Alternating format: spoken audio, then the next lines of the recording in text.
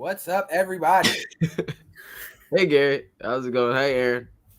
Hello, Tommy. How are you? This is the PR Project, episode number 5 of season 4. Did that backwards, but we out here. We still training. We still running. We still having fun.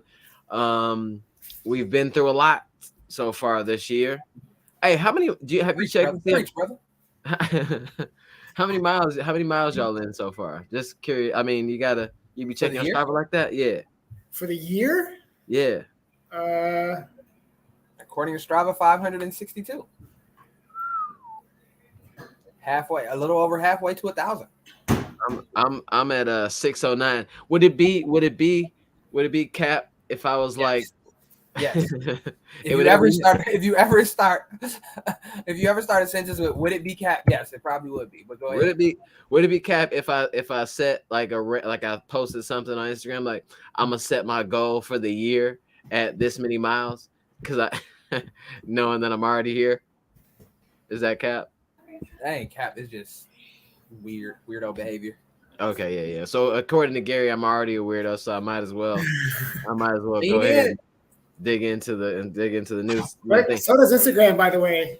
They're Huh? agreeing. Instagram's agreeing with me so far. Final results tomorrow, but All right, no, like let's see what the results are now. Like Gary, I don't know how to put this, but for some reason I enjoy being creepy, like in filming Gary do shit. yeah, let's see. Hold on. I don't know. I feel like there's so many better ways you could have phrased that. Yeah, it's at a 75-25 so far. So the question, so I filmed this. I filmed Gary sitting in his car, minding his business, and then Gary posted a thing. Of course, it says that. What was the question? is Tommy a creeper? Okay, Very and straightforward. 75% said yes. Yeah, so far. I gotta go vote. Can you I'm gonna just be late vote? to the polls. Can you vote no, please? That'd be great. Stay in line. Stay in line. Everybody Don't go to the polls and vote no because I'm not. It's just it was funny. Tommy, best did you check one. your vote? Huh? You didn't even check your vote, did you? What'd I say? Yes. Oh dang. I voted yes. I voted yes that I am a creep. And you don't even know. I was filming you for like 25 seconds before then too. So it's even worse. Right, that's gonna help your polls there. Anyway, welcome to the PR Project. I'm Tommy. That's Gary, and that's Aaron over there. Where we come on the show, we talk about running, we talk about stuff, we talk about politics. No, not politics. Wrong show. Wrong show. We talk about all stuff running. We answer your questions. So if you have a question, we got some people in here right now. If you have a question about running, you have a question for one of us specifically, please throw it in the chat because we want to answer your questions. We want to talk about stuff that you want to talk about. If you have questions about how come Tommy runs is so awesome, I have plenty of answers for that. So now's the time to get questions like that in. No, that's not. You're not feeling that one there. I mean, if they want to come in here and do that, they're more than welcome to do that. Yeah. See. Yeah. It's not. We're not going to discriminate on the answers. Or the question. So ask a question. Say what's up. Shout out where you from. Where you at. What you doing. Did you run today? Random stuff. You can talk to amongst each other, and you don't have to talk to us. That's great. Anyway, turn this into an AOL chat room.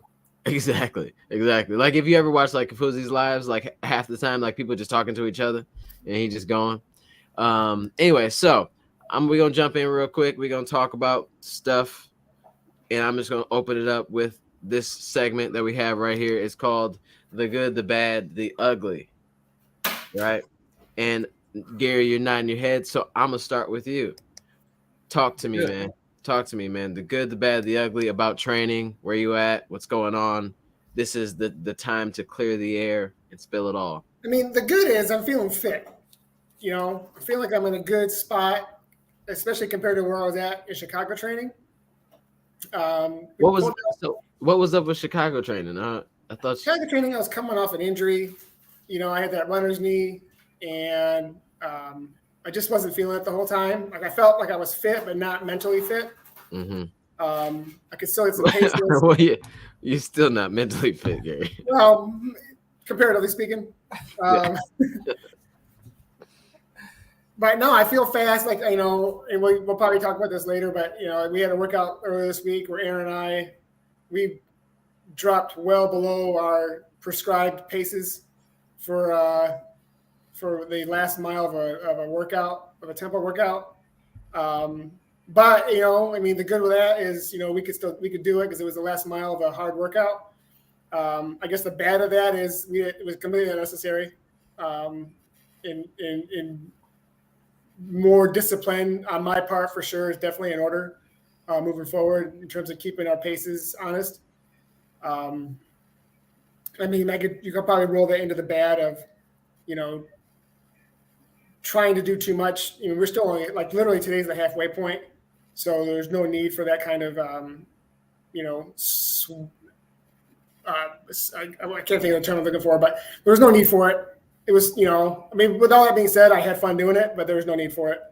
I even think Luke kind of gave me a little bit of static on Instagram when I posted it. So I got. Can I jump in there on this Luke thing really quick? Yeah. So there's like this for some reason, I don't know what it is, but there's like this thing between like Gary and Luke. Like Luke has like this I don't know if it's like a rivalry or something like that, but every time you post something, like he'll say something. Whenever I see him, he's like, "Man, shit! If Gary can do it, I can do it." But like, yeah, it's like this. I don't know. Maybe it's like a master's thing. I don't know. I don't know. Well, Luke can, at the end of the day, Luke can whip my ass on any race course there is. So, you know, I don't know what that part is, but I it's having fun with it for sure. Yeah, for sure. Yeah. As far as the ugly of this week is, I'm still kind of dealing with some hip flexor issues. I think I mentioned this to you earlier. I think the hill work kind of aggravates it more than anything else. But, you know, again, didn't hurt my running. When I got done, like I was hurting after today. I told Tommy, I took a good long nap. I drank some coffee just to kind of get me back awake because I wasn't feeling good at all after this run. I think I really kind of gave it my all, you know, 70-mile week, first 70-mile week in a long, long time. I didn't even do 70 miles when I was training for Chicago. So my body definitely needed the extra rest when I got home and the jolt of caffeine. I'm feeling a lot better now, but I know when that caffeine wears off, we're going to see what happens. Yeah. What about you, bro? Shout out to Marquise. Just real quick, good work, fellas. Love what you're doing. This is amazing. Salute. Thank you. We appreciate that for sure. The homie. For sure. So, good, bad, and ugly. I could have been thinking about my answer the whole time Gary was talking, but I was just very enthralled with what he was saying. So, you know, I was fully locked in. I was actively listening. You know, like at work, like be an active listener. You know, yeah, all that. The good for me is, man, it's still fun. It's still, I still enjoy the butterflies I get before a workout. I don't feel like training is a chore right now, so that's cool. Also, nailing the workouts, man. Like Gary said, on Wednesday we kind of got a little out of hand with the intervals, but the fact that I'm able to do that is promising to me. Probably shouldn't be doing it as much as we're doing it, but the fact that we can is it's a good sign, I would think. Yeah. Definitely probably want to pull back a little bit though, just to make sure we don't overcook ourselves, because I've been there before. So yeah, the good is just training is going well, still relatively healthy. I know Gary's dealing with a few things. I felt a few things popping up today on the long run, but I guess I'll roll that into the bad. So the bad is kind of just marathon training, little knickknacks, you know, the things you go through in marathon training. Tommy, I see, you know what word I want to use, but I didn't want it. I wasn't gonna do it today. I wasn't gonna say nickels, you know what I'm saying, with a hard R. Same response. Same response. So yeah, I jumped up with.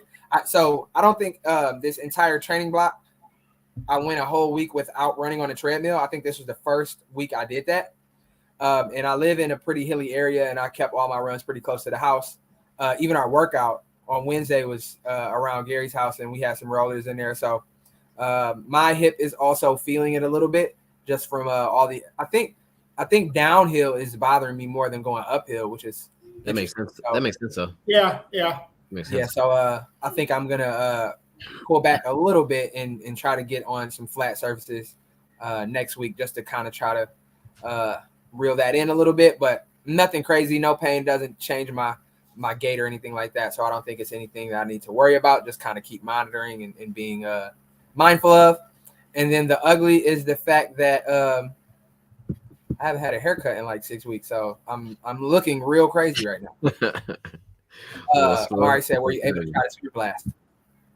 We will let you know that shortly. Hey, chill out, man. We're trying to segue ourselves here. That look, that word in running is so sneakily questionable. Yeah. You hear somebody say niggles and you don't hear, like if you got a YouTube video playing in the background and they're like, yeah, I'm dealing with some niggles. You'd be like, you're dealing with some what, sir? What are you dealing with, my good sir? Me too. No. No, so the one time that Aaron had to read it on the show, he didn't have to. He chose to read this. It was like a comment, and I just couldn't do it. But I'm getting more mature. Can I do the good, the bad, the ugly now? No, we skipping you. They don't care. All right. But yeah, so the good for me is that I seem to be maturing just a tad bit every single day. So so it's getting I'm headed in the right direction. And I think the other good thing is that we do this show around 8:00 or so I get a little bit delirious, so this is probably good. Yeah, what up though? People tapping in. I love the comments here. Anyway, so the good for me is that I seem to be like in really good shape right now. For where I am in the block, I have 5 weeks out from the Boston Marathon. I have 1 week out from next weekend. I'll be in New York to do the NYC half, and I'm feeling pretty good about that. I'm using it as a simulator because the New York City half is also very hilly.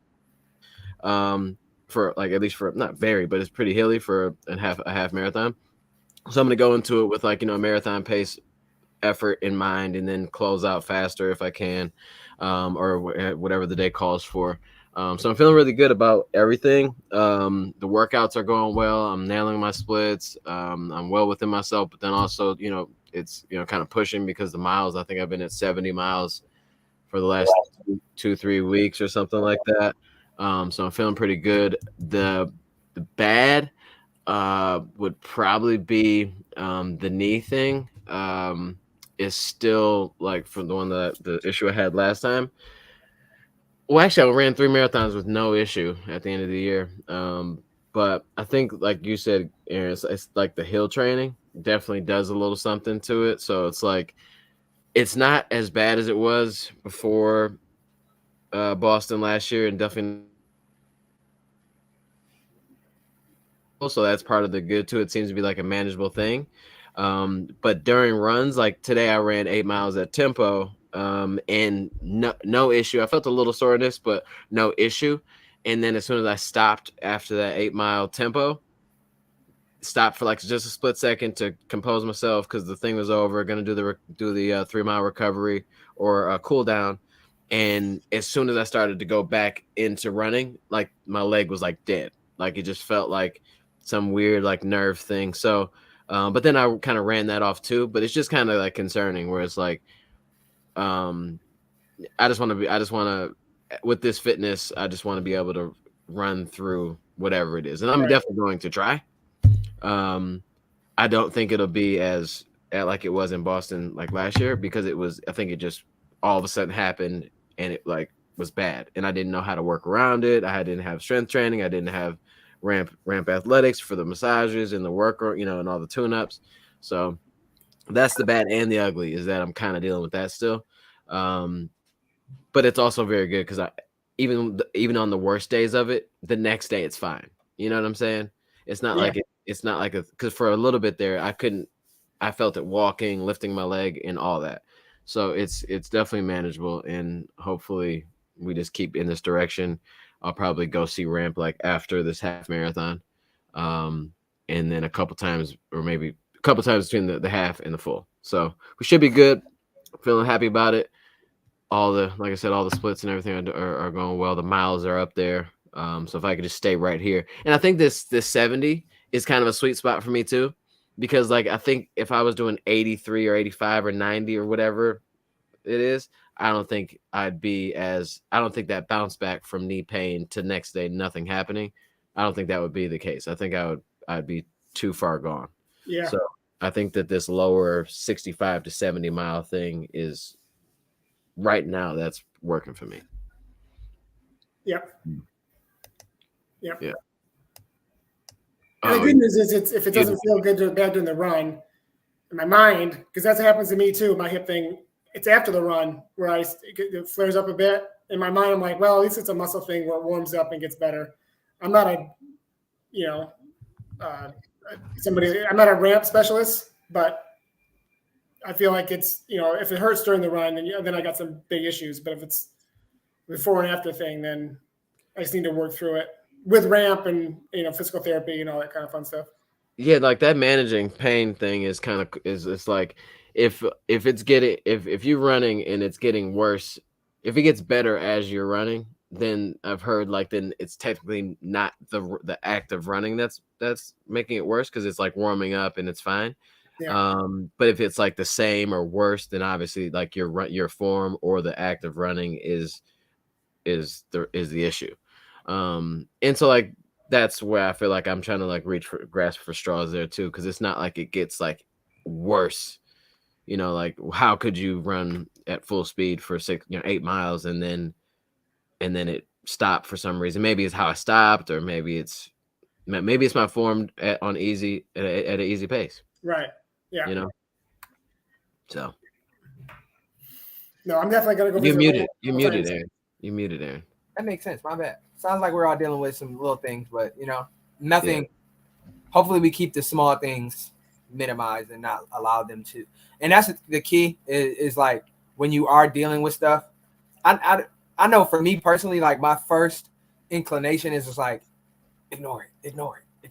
It's not that bad. It's not that bad. Yeah. But like that's probably not the best way to go about it. So, just making sure we're managing and keeping an eye on the things that may be feeling weird, and being honest with ourselves to say like, maybe I should take an extra rest day, or maybe I should try to get some work done and see if I can get in with a physio or something like that, just to try to address the problem and try to nip it in the bud while you can, because the longer you go, the less likely you are to be able to handle it in a quick way. Because usually the longer you let it go, you get a diagnosis a little further down the line that's a little more severe. Like, well, if you would have addressed this 4 weeks ago, right? So, don't be like me.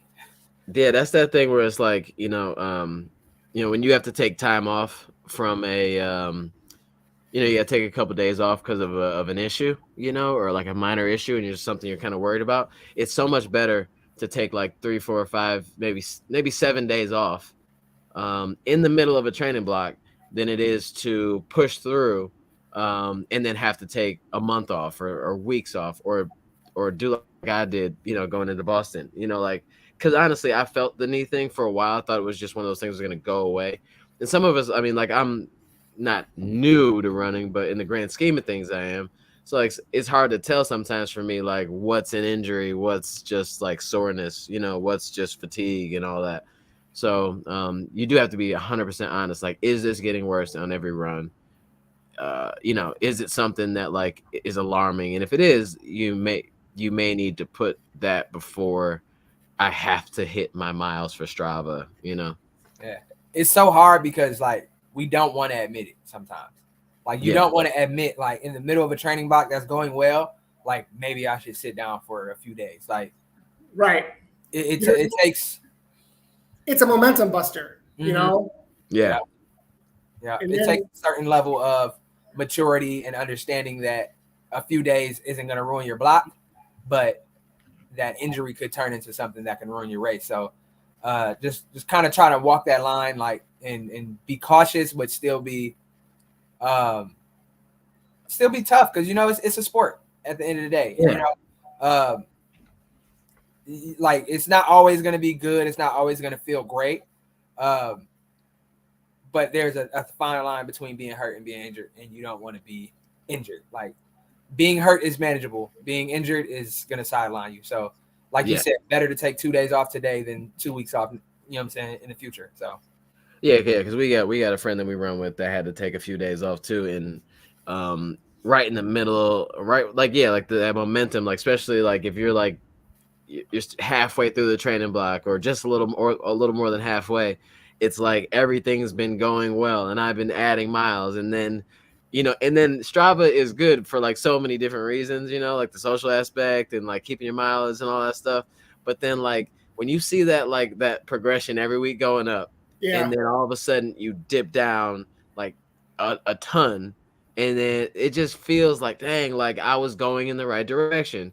And I just think it's just a few days off, and if you're able to get back to it and get back out there and start putting miles up again, it's almost like nothing ever, like it never happened. And I'll be honest, my Strava chart's going to go down this week because we're having a little bit of a shorter week. I'm like, it's like, oh, come on, man, what's going on here?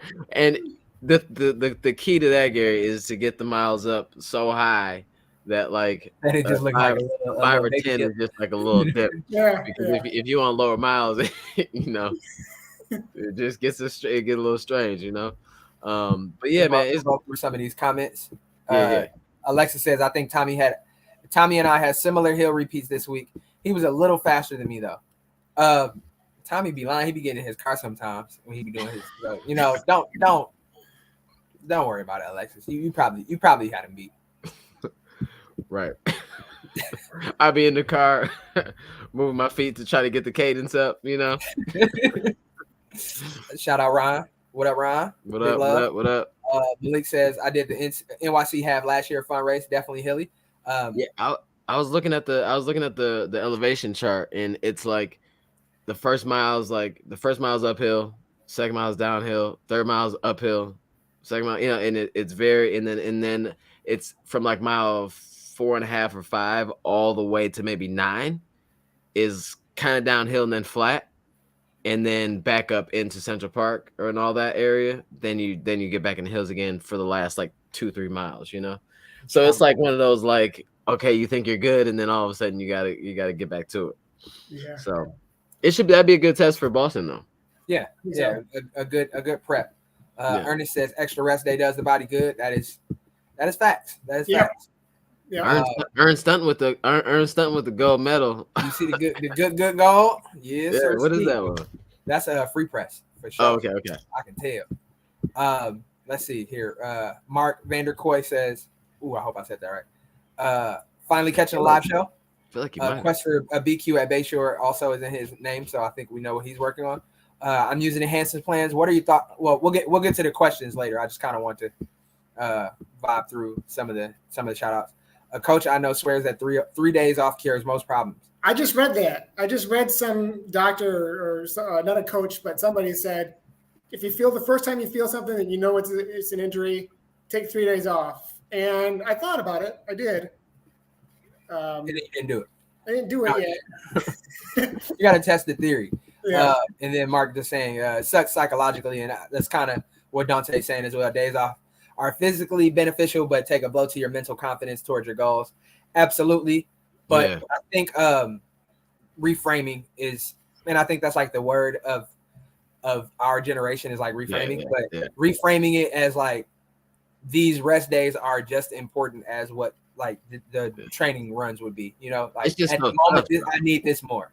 So it's so tough though, because it's like, and then because like when you're dealing with a hurt / injury, like you don't know if this 3 days is gonna do it. You know what I'm saying? Because like and then especially if you walk around and you still feel it on day 3, it's like it's crazy. And then so like my suggestion for people that are dealing with that and like have take a few days off, almost don't like will it to hurt, obviously, but expect for a little something on that first day back. Like don't think that because you didn't feel it walking that like the first day you get back you're gonna be straight. like kind of expect a little soreness in that area or fatigue around that area, and then just see if it goes away in the next run, like the run after that. The other thing is to try to figure out, one, why it hurts and what you can do to fix it or prevent it. Is it a form thing? Do I need to go see a physio? Do I need to do some extra foam rolling? Or, don't just, it's one thing to rest, but also try to figure out what's going on. Active rest, yeah. Like do some research, get down on the ground, do your things, do your stretches and all that. And so you just that much, use that time as time to, That's always the last question I ask when I'm at ramp is, okay, what do I need to do now when I'm at home? Dang, that's a good question. I don't never ask. I just be like, what they like, what day you homework. You be like, they like, what day you come back? I know everything. Yeah, I always ask, what do I need to do? Right. No, I just like, I'm about to schedule my next appointment. That's what I'm doing. I think that's a good. We can answer Mark's question. So he said, I'm using the Hanson's plan. What are your thoughts on training faster when it feels good, like running speed at 6:30 versus the plan at 6:45? So I'll give you what I think about it, and I'll give you what Luke says about it. Well, what I think Luke will say about it. Luke would say you have paces for a reason, and the reason you have those paces prescribed is because those are the paces that you should be running. Those are the system. Each workout has a purpose, and a 6:30 pace doesn't serve the same purpose as a 6:45 pace if that's what is prescribed to you. So I would say even when you're feeling good, being able to stay disciplined and run 6:45 on those days that you need to run 6:45 is probably the most optimal thing to do. But we all are competitive, and we all do have those times where we feel good and we want to give it a go. I would say if you want to do that, don't do it right out the gate. Like don't say like, oh, I'm feeling good in the warm-up, I'm ready to get it, and take off in your first interval 15 seconds ahead of the pace that you're supposed to do. Pump the brakes, show some discipline, show some patience. And if you're running a tempo, maybe you can fast finish it the last couple miles, speed up.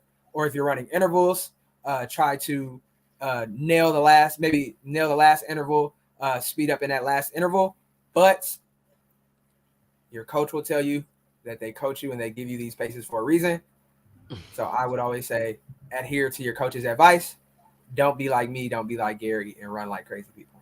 Yeah. Well, no, I mean, I think that Luke would even like. I think that there's days where like you can finish off like a little faster, maybe the last rep or something like that. But you just can't do it you can't be a chronic abuser of it, because you might as well at that point just change your goal, and then train it. If 6:30 is what you feel is easier for you, then maybe that's the goal, because you could be, did you say the undercooked thing? Like I'd rather be undertrained than overtrained. No, I didn't say that, but yeah. I mean, you don't want to be super undertrained, but like I'd rather be below that line and I can like reach, dig in the tank. Because if you get to a point where you're overtrained because you were, you don't want to be going backwards in the training block. You don't want to be doing 6:30s in the beginning and crushing your workouts, and then at the end of the block you're doing 6:50s because you got to try to figure that out because it could be too late.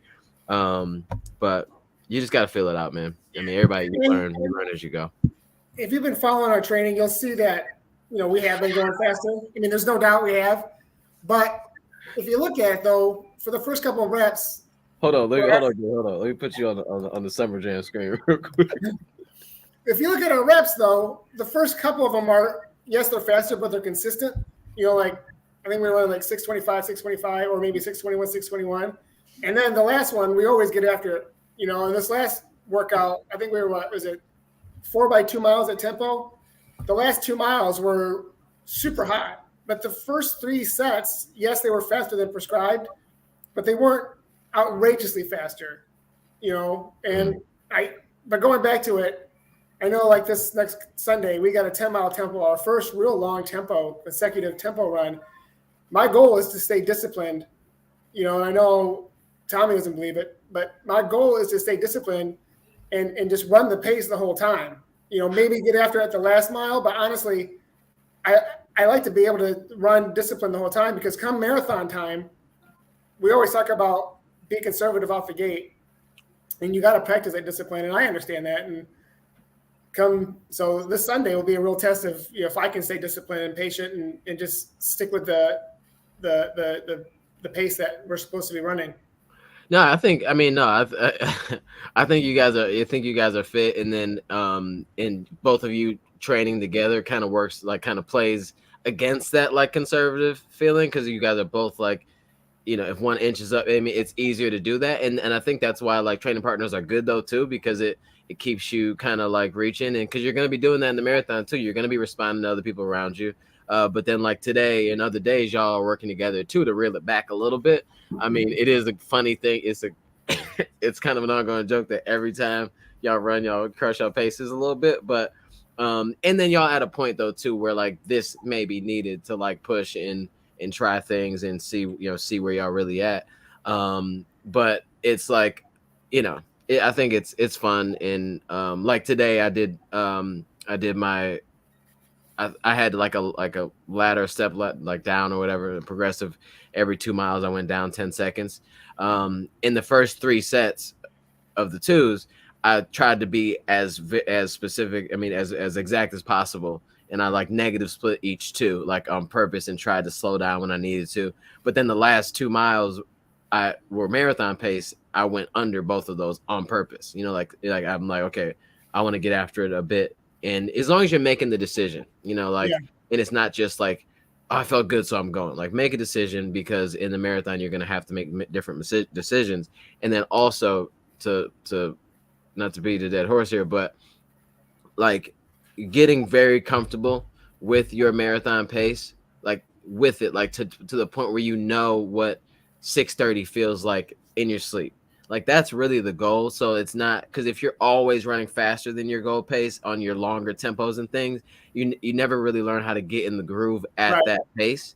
So then it's going to be harder for you to like, let the running start at mile 20, because you've been trying to gauge this feeling that you really aren't familiar with for 20 miles. And then in a lot of those miles, you probably went more towards that faster pace that you've been running at. And you're trying to like gauge that, and you just don't want to get to a point where in the marathon you did too many miles 5, 10, 15, 20 seconds faster. Right. Yeah. Because that's what you've been running. Like you want to be comfortable with your goal pace. I know Mark's probably like, dang, I didn't think it was gonna be like this. And I want to jump in with just some finishing thoughts. It's a good topic though. No, because and it's something that we all deal with. I remember listening to a podcast not too long. Well, it was actually quite a bit ago, but it was saying that the way Patrick Sang, which is Eliud Kipchoge's coach in Kenya, he'll give prescribed paces. So they're like, if he says 62 for a 400, like a 62 for a lap, hit 62. It's 62. And if you run 58 in the first lap, then you just increase your workout, because now you have to run 58 every other lap. So if you can't keep it up in what you're doing that first interval, then don't try to get out and burn up in that first interval and then not be able to do it again. Yeah. And also, and this is just for like repeats, if you are dogging it in the recovery. So I know Hanson's, we do a lot of we'll do repeats, but we have active recovery in between. Mm-hmm. And that active recovery, it should be pretty even throughout the entire workout. If you start out after that first interval and you're at 8 minutes in your recovery, but by that third interval, you're all the way down to 10 minutes, 10:30, or you got to stop in between the reps, maybe you are going a little too hard and you should pull it back a little bit. So keep that in mind too, because sometimes we kind of throw that, like the recovery portion is just like, whatever, like I'll just get whatever. But it's like, no, you should be able to actively recover and get back to that state of like preparedness to start the next rep without having to stop or without having to dip way beyond your easy pace into a range that you're not normally in. So that's another way to kind of gauge it too. If you can nail that rep and you feel good and you can just smoothly recover, then you're probably right in that sweet spot. But if you're hands on your knees at the end of the rep and still got it's probably going to be tricky for you. So I mean, I think that's a really good point though, but just like that whole the recovery thing, because for a long time in the where I'm at now, like the goal for me I realize how that recovery plays into all of it. Is like the recovery is like the links to the chain. Like it feels like it's hard sometimes to run like a 5 by mile and then do like a half mile recovery and somehow compare that to think like, oh, soon I'm gonna be able to run a marathon at this pace. But it's if you're running the every 5 as the prescribed pace or faster, and then you have to like slow down to this trot, in between, that's so dramatically slower than the middle part. I mean, than the work, it's not connecting like that endurance that you really need. So like people call like sometimes they'll like float the recovery. And at first I didn't know what that was, but like float is is a faster recovery. Like if you're doing, from what the guy was talking about, like he did like a 5 minute, he was doing like a 5-minute pace or whatever. His float was like 6 flat or 550. So like it's much it's a recovery, but it's super active. Yeah. But it helps like that connection of like being able to go out into the marathon or half and really sail and continue to go. Because if you're coming down to like such a dramatic change from fast to slow, it's hard to piece that together for like marathon day. So the more fit you are, the smoother and easier and maybe a little faster some of your recovery should be, within reason. Yeah. You gotta let it. You don't force it. But if you look down and you're doing a recovery and you're feeling really good and it's a little faster than normal recovery, that may be a decent thing for you. Right, because trying to ramp back up after a real slow recovery. Yeah, it's tough. Hurts. Yeah. But like a lot of my cool downs, like some my warm-ups are pretty we try to take it easy, but I've seen all of my, not to brag or nothing like that, but like all of my recoveries after big workouts have been like 7:45 to 7:30, and I'm not pushing. I'm just probably because I'm ready to be done with the workout too. Yeah, but it's after going whatever pace I was just going, it seems like 7:30, 7:45 is nice and smooth and cool. Yeah. And I would not have been able to do that 2 blocks ago at all. Like that's like, it was back to 8:30, we go. You know what I'm saying? So that's just a random thing, but I think it's pretty cool. Shout out Dyra. She says good conversation. She's a nerd. She's a sicko like us when it comes to this running stuff. So I know this is right up her alley for sure. Shout out to Dyra on the list though. Just we got a famous person on the live. Dyra's on the list. Yeah. So we where are we at now? I think that was good, man. If y'all got any more questions, let us know. I mean, we don't have to. Mark, you got another one? Mark, yeah, he said, "What if I'm a sandbagger?" Yeah, we don't do that. We don't do that around here. No, no sandbag. So yeah, let's get to like if you got a question, feel free, drop it in the comments. That's what we're here for. But then also we about to do you want to do a week recap or just jump into the shoot? I think we kind of covered our week pretty well. Yeah. So all of us are right. All of us hit 70, which is crazy. Not 71, whatever. We all hit 70 miles. Give it some change in there. Huh? Oh no, I was just saying I had 70.53. Okay. So yeah, Aaron had the most miles so far. I'm actually about to go right now. Go ahead. Do your thing. Real quick. Run a half mile real quick. We all at 70, so it's cool that we all around the same mileage right now and having a good time, having fun, doing a lot, meeting up and getting good miles in, running on treadmills and all that stuff. Real quick, I'm feeling sentimental. I really do appreciate, like being able the lengths that we go sometimes to run with each other. Like whether it's just the 2 of us or 3 of us or I was like, wait, what? But just like I really appreciate it, like Joe and Dante and Ern. I love like how we go out of our way sometimes to make it happen, because marathon training, half marathon training, any type of training can be tough at times. And if you out there running alone, we know sometimes like 10 miles, by yourself, or 8 miles or 6 even, just be terrible. So I appreciate it. For sure. I ran 10 miles by myself on Thursday and I hated it. It's tough, man. It was bad. It was bad. It's tough. Yeah. I mean, it's so I appreciate it. And we squatted up. quick update before we get to shoes.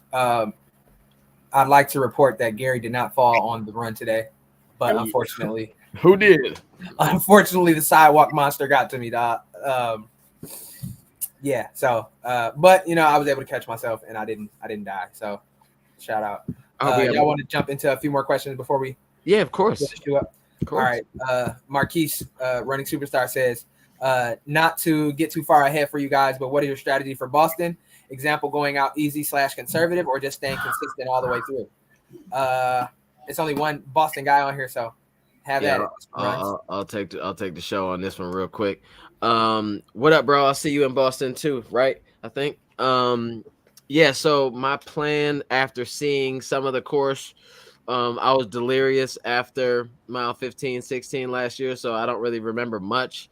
But I do know that I'm gonna try my best to keep it conservative while being kicked off a ledge, because I mean, Boston pretty much the first few miles is the fastest that you're probably ever gonna see. Like it's just straight downhill, like not even just like a little downhill. Like what would you say the grade is on that, Gary?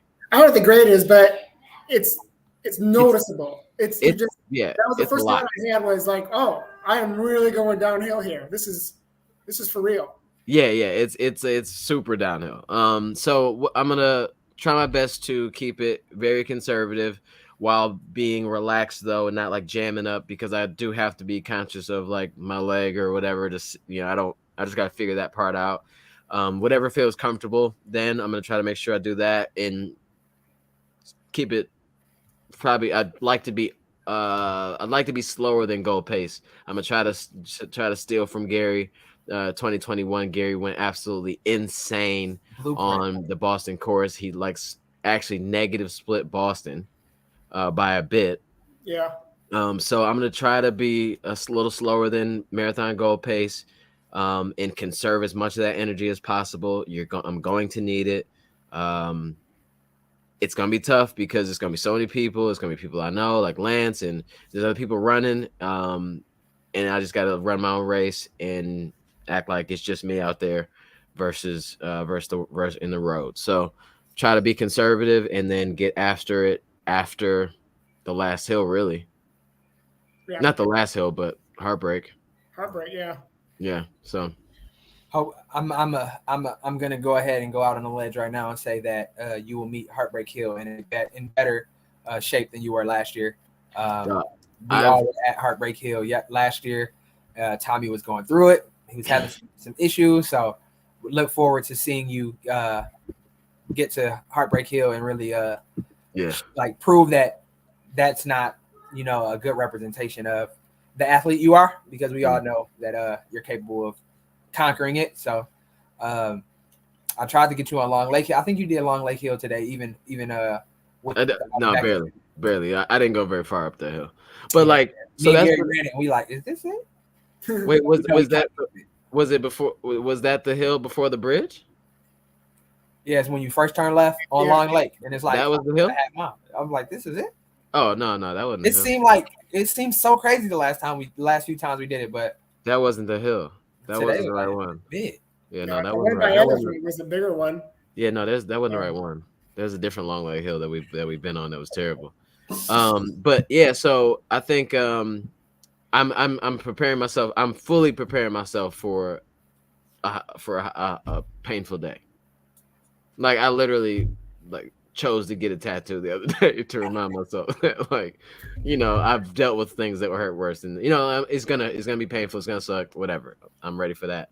And then every time I do a workout, like a hill repeat workout, I try not to do any mantras or think too far ahead until the last hill, like the last repeat. Then I'm thinking about Heartbreak on that last push. Mm-hmm.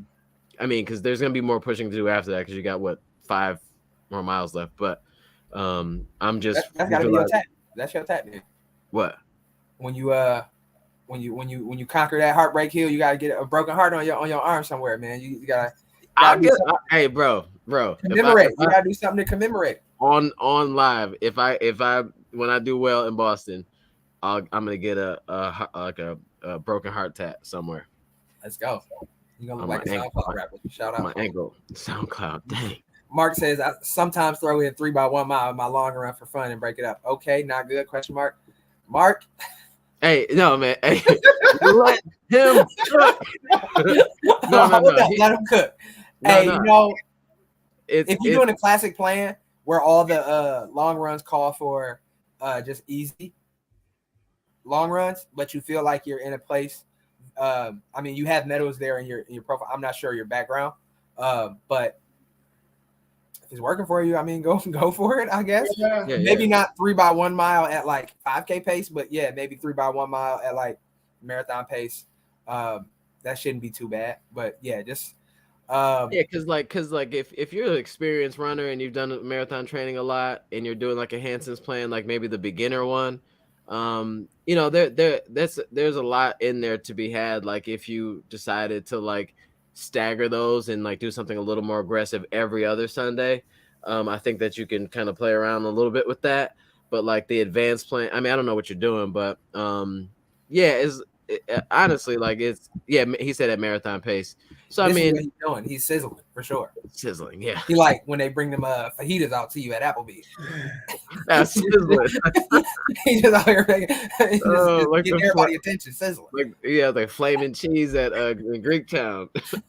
But yeah, I mean, it's really what works for you. I mean, because if you're in the mindset of like even doing something like that, I would assume that you may be a little bored with the weekend activity, because that could be like the case, and that's why I eventually changed up a little bit, and your coach moved on, because like doing 16 miles or a down week of 12 miles with nothing, it's I don't know. You gotta play it by ear, bro. Shout out to Ern. Ern said I slid in third base. I was on my Ricky Henderson today. I don't think I slid. But you did stop your watch though. So that's impressive. Hey man, I could get shot on a run. I'm gonna stop my watch. This is a good wait, you have a half on Saturday? Which one are you doing, Alexis? Did she already say? No, she didn't say. Yeah, let us know which one you're doing. Out there, Pacific Northwest. We got a few Ern will be doing Rock CF. McKinley's doing Rock CF. And Dante is also doing Rock CF. So our comment section will be represented very beautifully at Rock CF. I'll be there to cheer the folks on. I think me and Gary will be there to cheer some folks on. Yep. And make sure everybody. I think it's super important. It's just nice to see a familiar face out there. Of course, when I was running a free press half, and I came around and I saw Tommy and Dante, it was just like, I'm here. Like my people here is cool. Like for some reason, I didn't see anybody I knew for like the first 10 miles, and I'm just like, bro, am I from this area or not? So seeing y'all was cool, and just like, I mean, because I purposely like went to like where I felt like you'd need somebody, like seeing somebody at mile 3 of a half marathon is like, all right, cool, but you could need somebody to. This is a good question. The answer is yes. I think the answer is absolutely. Yeah. Look, my best race aside from Boston was the Glass City race when I qualified for Boston, and that was again started out conservative, 10-15 seconds slower than my goal pace, and just eased into it. And by the time I was halfway through, I was like, oh, I got some energy here. I'm gonna use this up. I banked all that energy because I started out conservatively, and I got a massive BQ out of it for sure. Yeah, I read somewhere, I think it was that book Indoor, where they were saying that if there's two polar sides of this, is like people that are super overly optimistic that go out too hard at every race and they kind of fizzle out, they'll never reach their max potential. But then there's people that on the other side are too conservative, and you can't cover the distance between those. So when you're talking about starting off conservative, you're talking about like maybe 10-15 seconds slower, which doesn't seem like a lot, but effort wise is a big deal. But you can slowly, like by the middle of the race, you're down to your marathon pace, for a big chunk of time. And that would hopefully mean that you have enough energy to close out faster, which you've done multiple different races. So yeah, conservative in a very small frame window though. You know, like you can't be too conservative. No, you can't be too conservative going after a big tops, 15 tops for maybe the first 5K, and then roll into your marathon pace. And if you get to mile 16, take stock of where you're at, pick up a little bit. You get to mile 20, that's it. That's the race. You know. Yeah. And if you have the energy, put the hammer down. Yep. I'm still trying to get there. I've yet to run a marathon where I feel like I just like played it perfectly and raced at the end. Like all of the marathons I've ran so far has just been like hanging on for dear life after mile 22. Like, please God, let me finish. But I have been there and a half. And I started out probably 40 seconds slower than what I ended up doing in the last few miles. And it's much more satisfying to do it that way. Yeah. Like crossing a finish line, like strong and like running hard is much better than like just getting to the finish line and just like falling out and like feeling like you just like barely made it. So I conservative is going to be my approach. But me and Ern we're in a very similar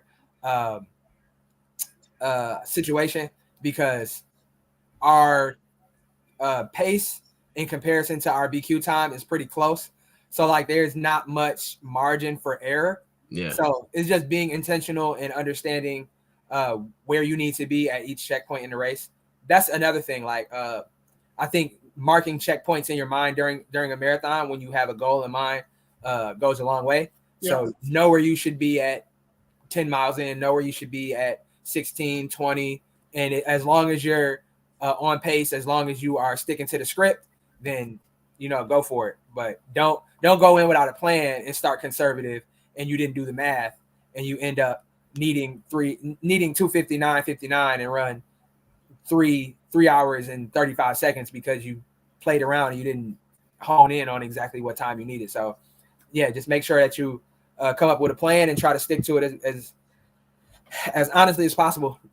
Everybody has a plan for the marathon until your plan doesn't go as planned, but that doesn't mean you shouldn't have one. So yeah, go in with a plan and try to stick to it, and don't listen to that devil on your shoulder like, hey bro, go faster.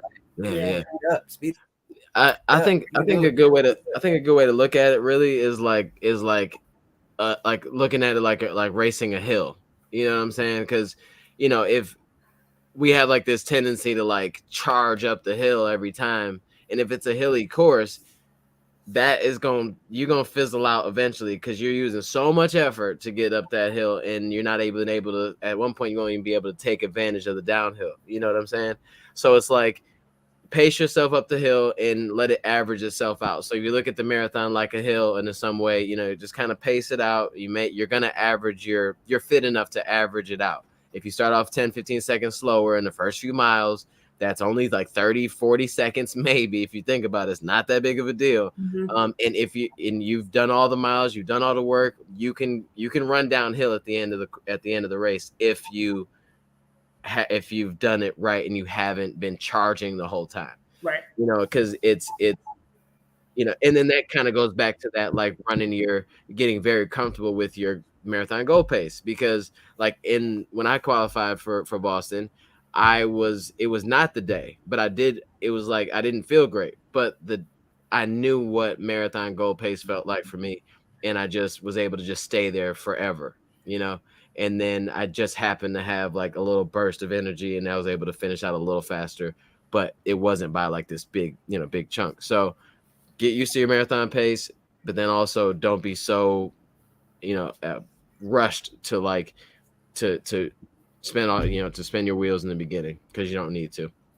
Yeah, one of the biggest things I had to do patience wise, especially in Boston, was like when somebody run up and run past me, not to go with them.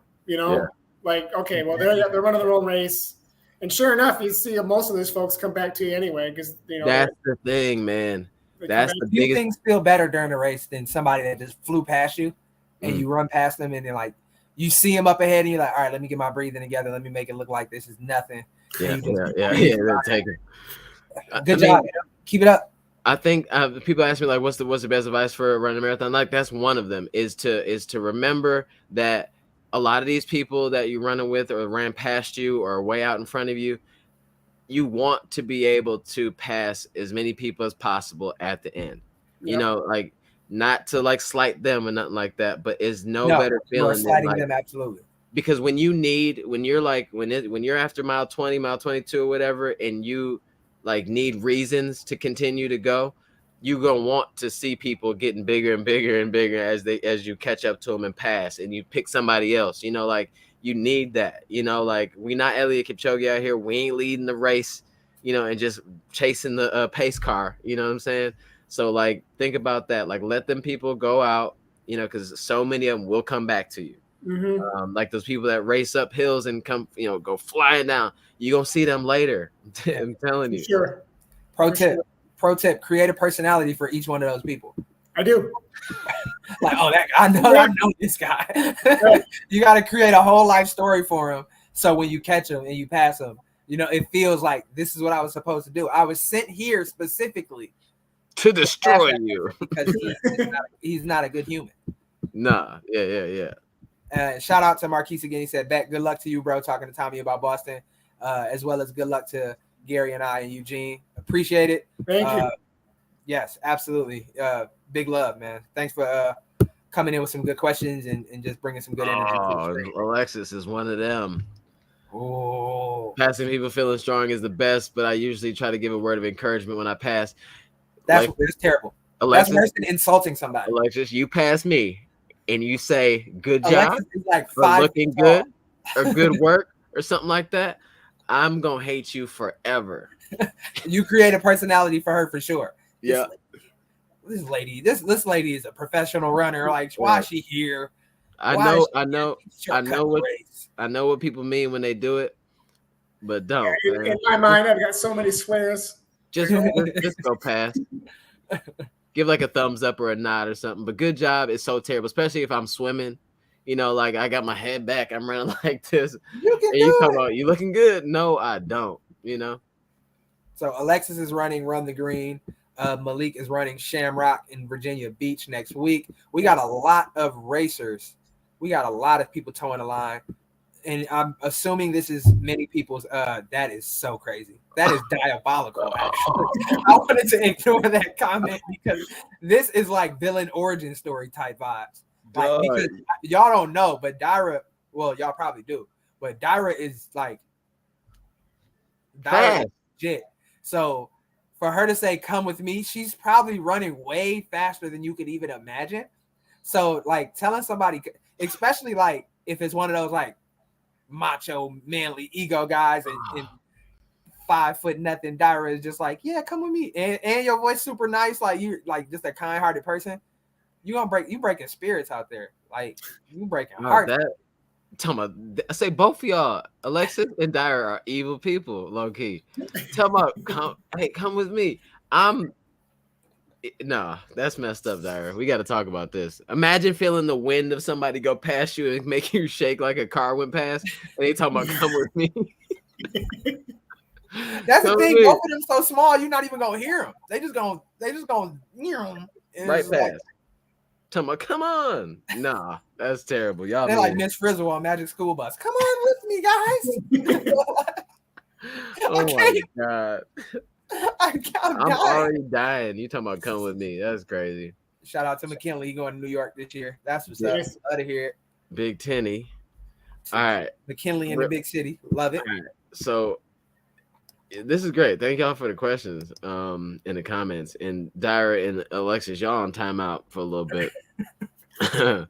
All right, real quick. We want to talk about a shoe that everyone's been kind of talking about for a while. And we have them.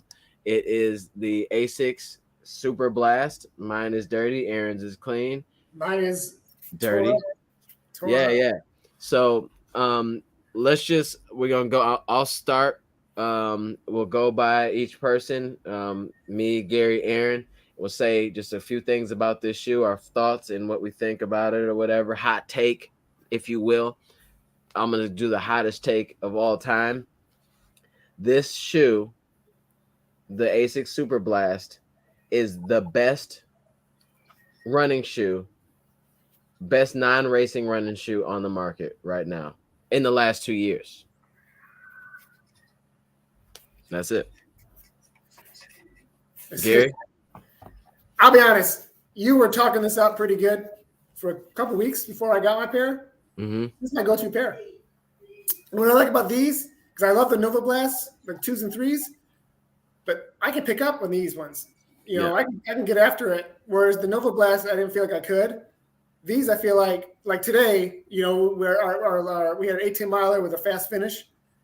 I had no problem picking up the speed and going after it. And I think I've already got 117 miles on them. I've only had them for maybe like 3 weeks. They're perfect. I'm putting them to work.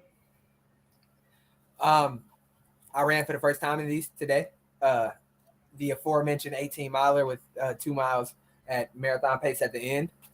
I like them a lot. They are very aggressive. I think that's the biggest difference between these and the Nova Blast. Yeah, is they are just, the roll is very aggressive. It doesn't have that pop that you would expect from a like regular carbon plated shoe, because there's no plate in here. Yeah. But the FF Turbo Foam is super plush. It's not super soft, but it's like you can feel that, just like it's there enough to like keep you cushioned from the impact, but it's not like squishy. Like your foot not going down into it. It's just like you can't really bend it, which is for a shoe without a plate to not be able to like even. Yeah, like, I haven't even tried. Yeah, can't even like move it a little bit. So it's very rigid, very aggressive. I like it a lot. This is the first time I've ran a long run in a non-plated shoe in a long time, other than like a 12 or 14, but a substantial long run with quality in it without a plate. Yeah, Super Blast is really good. Thank you to Mari for providing me these. I appreciate it. Yeah, man. Price point is a bit high, but I would definitely. Yeah. I would definitely. Yeah, I think if you're not a new runner, but somebody's been running for a couple of years and maybe not into the whole super shoe thing, the investment's worth it. You know, because you can do a whole training block with them. Really. Very versatile. I've seen Gary take these out for easy runs, long runs, workouts. I think it's truly a shoe that can do it all. So yeah, I mean, and then people are I mean, they're technically illegal because they're over 40 millimeters a stack. So it's technically illegal. So like if you're racing for money, you know, like Gary here. I can't wear them.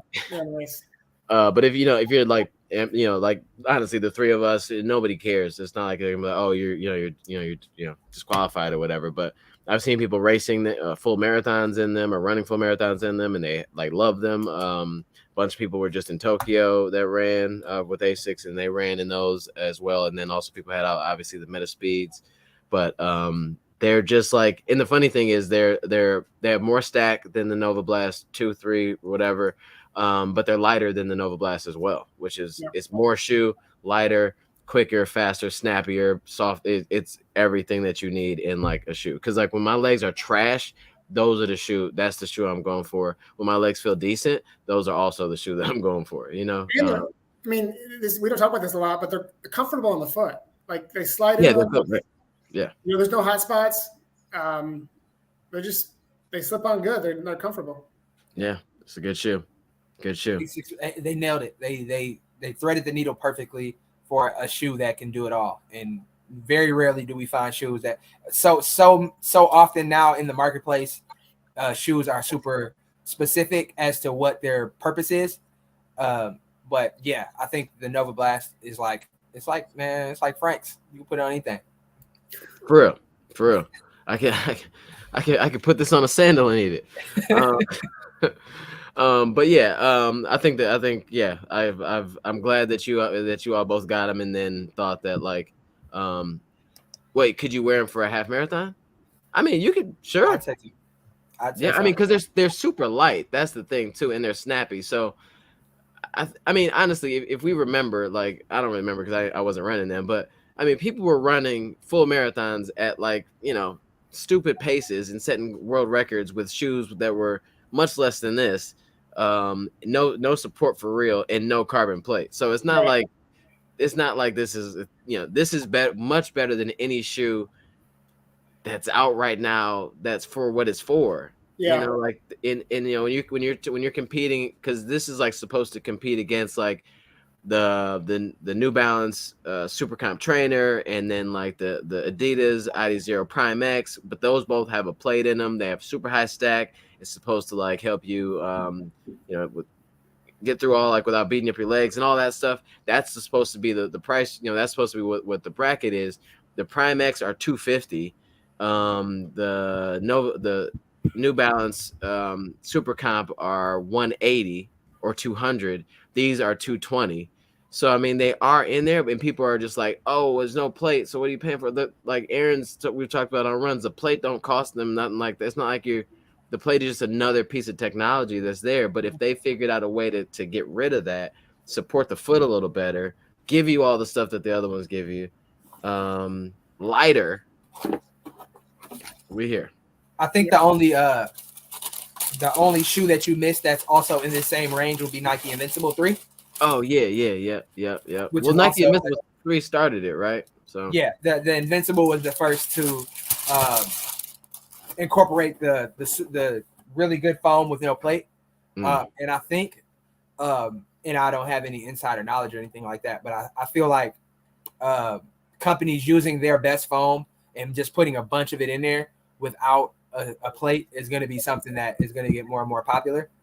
Because really the foam is substantial enough now to be able to like support a good amount of mileage, because they were throwing that plate in there for integrity. Like the foam wasn't strong enough to just be there by itself. Right. They needed something to kind of reinforce it. But now I think they figured out how to load that foam up in a way that doesn't die as fast. Because really that's why the first the original Vaporfly, they said it was only good for like 100 miles, because that foam was really good until it wasn't, and then it was dead. But now it lasts much longer. So I think we'll see more non-carbon fiber plated supported shoes, because the foam is just the foam technology is just unbelievable. I mean, Emily Sisson ran I think she got the half record and the full record with a shoe with no plate in it. So, yeah. I mean, it's just more foam. She got a shoe. It's like a mix between, and it's not like illegal because it's a step down from everybody else's shoe. Yeah. She just doesn't like the plate, so she got it. Different strokes for different folks, but man, I think this is a good one. This is a good one. Thanks so much, guys, for your questions. Thank you so much for just the comments. That's exciting. We like this, what we're doing it for. Thank you for tapping in. You can find me on Instagram at Tommy Runs, TOMMIE_RUNZ. You can find Gary at GaryIsaRunner. Gary is a runner. And you can find me on Instagram and TikTok at Aaron Worldwide, AARONXWORLDWIDE. Shout out to everybody racing next week. Yeah. Good luck to everyone. Like just like Alexa said, best of luck to everyone next weekend. I will be cheering for some of you in person and some of you in spirit. And if you PR next weekend, let us know, because I want we back in racing season, so I want to be able to start these episodes off with shout outs for people that PR. So if you know somebody that deserves a shout out, that you deserve a shout out, hit us up. Let us know before the show. We'll get a little segment going to PRs. But peace out, y'all. Keep running because it's fun, I think. Tell a friend to tell a friend to tell a friend. Subscribe. Yes. Subscribe button. Yes.